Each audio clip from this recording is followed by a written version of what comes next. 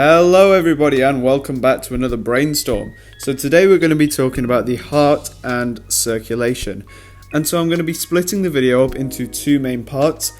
First of all, we're going to talk about the structure and functions of the heart, and also how does the heart work in the body to circulate blood. And then the second half of the video we're going to be talking about one of the most common problems that we see with the heart and the solutions to it. So let's get into it. Alright guys, so we're going to start off by talking about the heart as an organ and its general function in the body. So the first thing that we need to know is that the heart is the organ in the body responsible for pumping blood around the body. And that in general is a process known as circulation. Why do we need circulation in the body? Well, blood is the main carrier of substances around the body to where they need to go. An example being our red blood cells are key for carrying oxygen, and the blood also carries glucose. Why do we need these two things? Well, all cells need to produce energy for the body, and oxygen and glucose are two of the vital things that we need to carry out respiration, which is the process which it produces energy through. Not only does the blood give us things that we need, it also gets rid of things that we don't need, such as carbon dioxide, and it's very important for the body to get rid of these. Okay, so the heart, we usually imagine it just to be this one singular organ that pumps blood around the body, okay? But the heart actually is made up of two pumps that carry out a process known as double circulation. We're going to come on to what that is in a bit. And these pumps both beat together at around 70 BPM. What do we mean by BPM? It's just beats per minute. So the average human heart in 1 minute will beat 70 times. Okay, so the walls of the heart are also made out of muscle, okay, specifically this muscle known as cardiac muscle.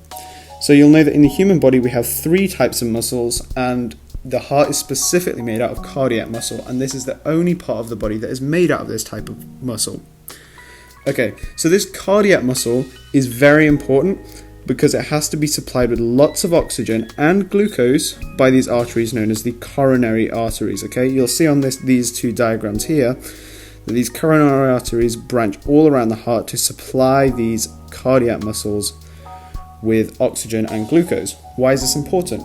Because you'll imagine this cardiac muscle has to pump blood around the body all day long under very high pressures as well.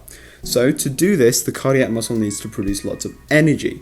And it does so through this process which we just talked about called respiration. And two of the vital things we need for respiration are oxygen and glucose, which are supplied by these coronary arteries. So they're very vital in terms of pumping blood around our body. Okay, so you'll remember that we talked about these two pumps in the heart that both pump at the same time as part of double circulation. So let's talk about what that is.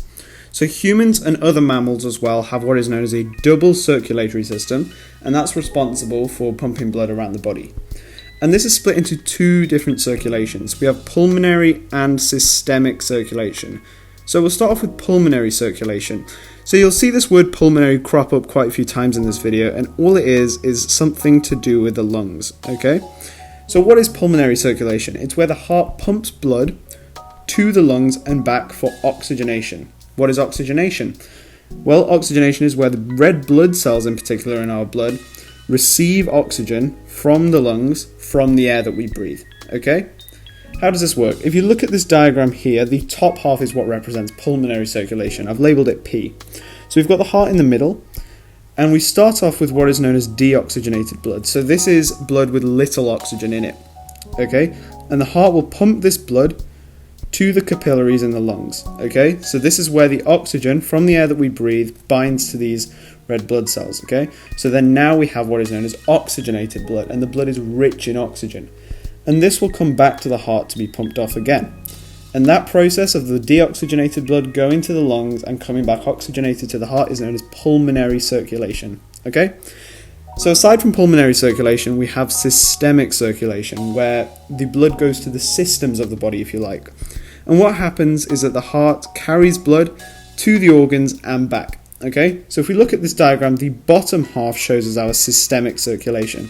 So we've got this newly oxygenated blood here in the heart, and what this is pumped to the different parts of the body through this big artery known as the aorta. We're going to come on to this in more detail in a bit, but it's called the aorta.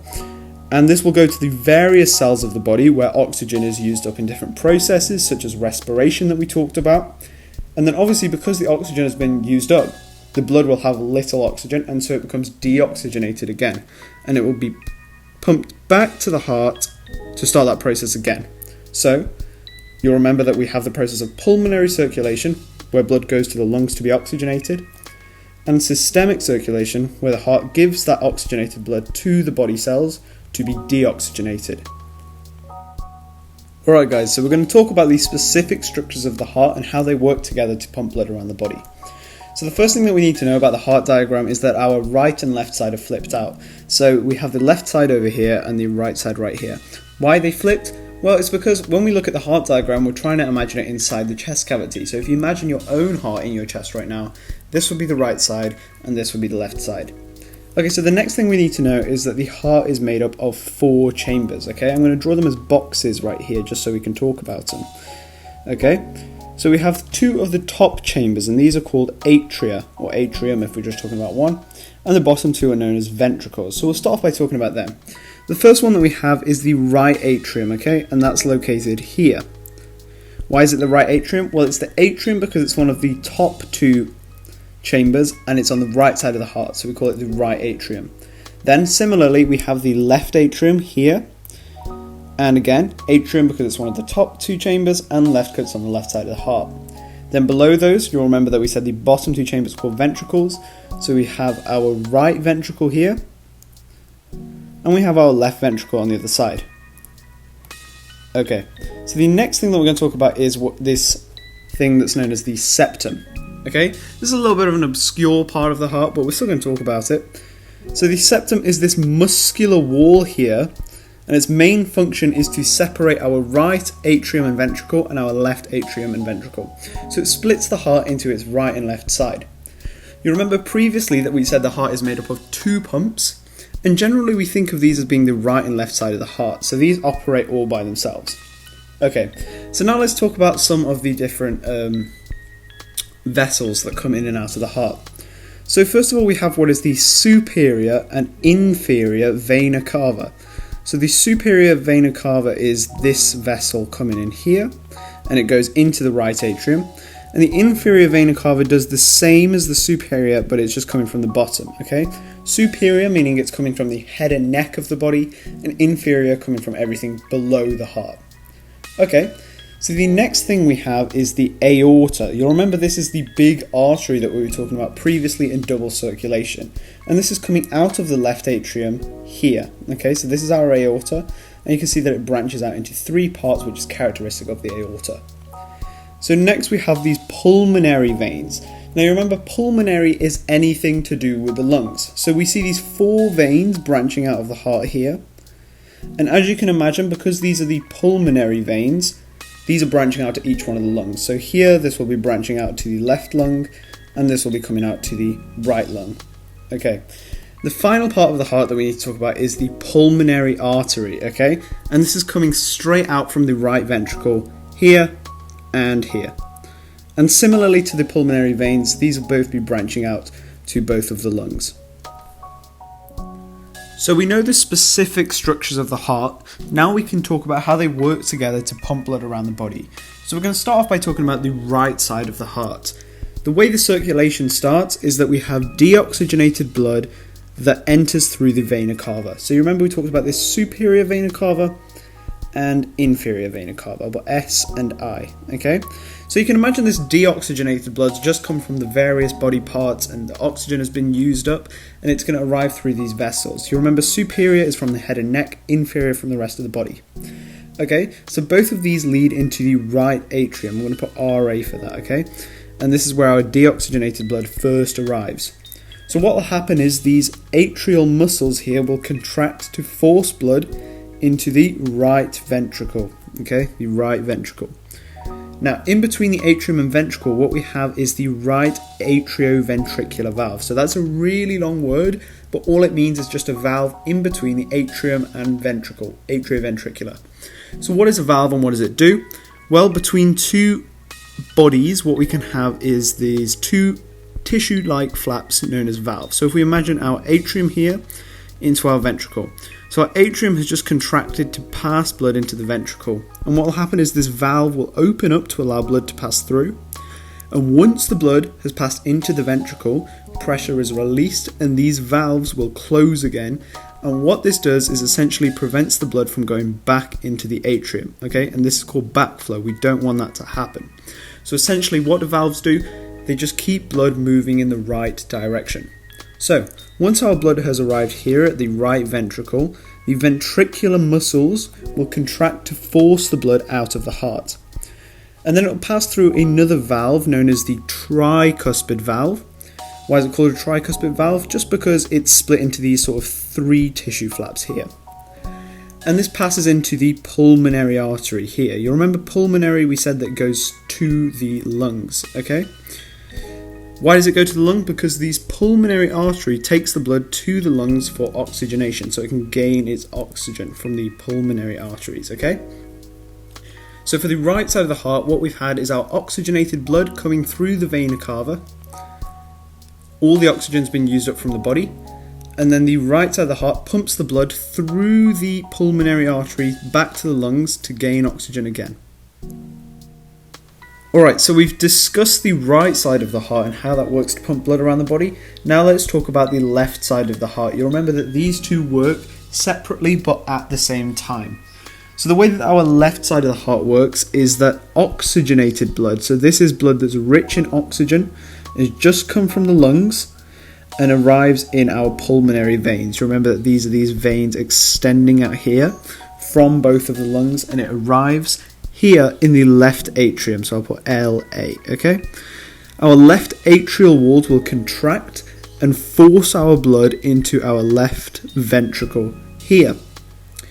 And in a similar fashion to the right side of the heart, they pass through this valve here, which is our left atrioventricular valve. Okay, then our left ventricle muscles will contract to pass blood through another valve. Now this time it's called the bicuspid valve, okay? Previously we talked about our tricuspid valve, which was split into three flaps of tissue, and this time we've got the bicuspid, which is split into two flaps of tissue. And it's these two valves, quite interestingly, that when we listen to the sound of the heart, the ba-bum heartbeat through a stethoscope, it's the sound of these valves opening and then closing back up again. And that opening and closing is what makes the sound of a heartbeat. But aside from that, through the bicuspid valve here, the blood will then pass through the aorta. And remember, we've talked previously about the aorta, and it's this big artery that takes our previously oxygenated blood and takes it around the body to the various organs which will require this blood for cellular processes such as respiration. So overall, our left side of the heart takes oxygenated blood from the lungs and pumps it around the body to the various parts.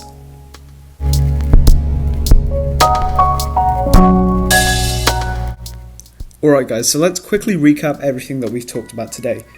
So we said that the heart is the organ in the body that's responsible for circulating blood all around the body, and it does so in part of a double circulatory system, so it carries out double circulation. What does this mean? Well, the heart is comprised of two pumps, its right side and its left side, and these both work together to carry out both pulmonary and systemic circulation. Remember, pulmonary circulation is the process of taking blood to the lungs to be oxygenated, i.e. gain oxygen, and systemic circulation is taking that oxygenated blood around the various parts of the body. So let's quickly go over how that happens again. So our deoxygenated blood, so blood that has little oxygen in it, arrives here in our superior and inferior vena cava. It arrives in our first of four chambers of the heart, which is the right atrium here. Atrium walls will contract to force blood through our right atrioventricular valve. We'll remember that valves are these muscular flaps that prevent backflow of blood, i.e. they keep it moving in the right direction. So once our atrial walls contract, it arrives here in the right ventricle, okay? In a similar fashion, ventricular walls will contract to force blood through another valve known as the tricuspid valve, at which point the blood will pass through our pulmonary arteries, PA, and it will go to each one of the lungs to become oxygenated again. So for our right side of the heart, we take our deoxygenated blood and take it to the lungs to be oxygenated again. In a similar fashion, in the left side of the heart, our oxygenated blood will arrive here through our pulmonary veins, and it arrives in the uppermost chamber of the left side, which is known as the left atrium. left atrial walls will contract to pass blood through our left atrioventricular valves, remember preventing backflow, and this will go through to the left atrium. In a similar fashion, our ventricular walls will contract to push blood through our bicuspid valve up into this giant artery called the aorta, and the aorta is the artery that takes our now oxygenated blood to the various parts of the body where it will be used in cellular reactions such as respiration. So overall, for our right side of the heart, we take our deoxygenated blood and take it to be oxygenated, and for our left side of the heart, we take our oxygenated blood and take it to the various parts of the body to be deoxygenated. Alright, so moving on now, we're going to talk about one of the main problems that we see occurring with the heart, and that is a disease known as coronary heart disease. It's quite a common disease, so you've probably heard of it before. And what coronary heart disease is when our coronary arteries become narrow and blocked. You remember near the start of the video we talked about these coronary arteries, and what they do is they branch around the heart and they supply our cardiac muscle with oxygen and glucose, which we know is very important for cellular respiration. And the reason they become really narrow and blocked is usually because of a buildup of fatty material and plaque, which you can see here. So on the inside of the arterial wall, we have this buildup of fatty material, and it causes the amount of area for blood to pass through to become narrow. So obviously, if we don't have enough blood passing through, we find a depletion of oxygen and glucose to the cardiac muscle. So oxygen and glucose doesn't really reach this muscle as well as it should be. This will decrease the amount of energy the cardiac muscle receives, and therefore it means the heart can't beat properly and circulate blood as well as it should. Symptomatically, this can cause pain, and in particular, we have a special term for pain in the heart and in the chest, which is known as angina. Okay? It can also lead to heart attacks and death. Overall, the main causes of coronary heart disease are a poor diet, especially an increased intake in our saturated fats, which tend to form poor cholesterol, which builds up on the walls of our arteries. And it can also be caused by smoking and stress, because these two factors increase our blood pressure. So now we know what coronary heart disease is, let's talk about some of the solutions that we have in medicine to it. And there's three that we're going to discuss today. So the first one that we're going to talk about is a stent, and a stent is basically this wire mesh that's put into the artery, as you can see in the diagram here. The way it's done is that this wire mesh is inserted into the vessel using a balloon. So the balloon is deflated when it's inside the artery. This balloon is then inflated to not only open up this mesh, but it also opens up this artery. And our mesh sort of acts as scaffolding in between the walls of the artery to keep it nice and opened. And despite this fatty deposit that we have here, it allows blood to flow fairly easily. And so the second way that we solve coronary heart disease is by prescribing drugs, in particular these drugs which are called statins. Okay, and what they do is they reduce the amount of cholesterol in the blood, which is often caused by our saturated fats. And what this does is it reduces the rate at which our fatty deposits become this plaque on the sides of the arterial walls and make it become narrow. Okay, and the final way that we can solve coronary heart disease is by this procedure known as a bypass or a vascular bypass. So this is a surgical procedure, so it's fairly invasive and there's higher risk using it. But what this does is it takes a blocked artery and it is replaced with other vessels which are healthy, usually veins. But because it's so invasive and there's higher risk, it's usually a last resort where our stents and our statins don't work. And with that, I'd just like to say thank you guys all for watching. Make sure you hit like and subscribe if you want to see more videos like this, and I'll see you guys soon.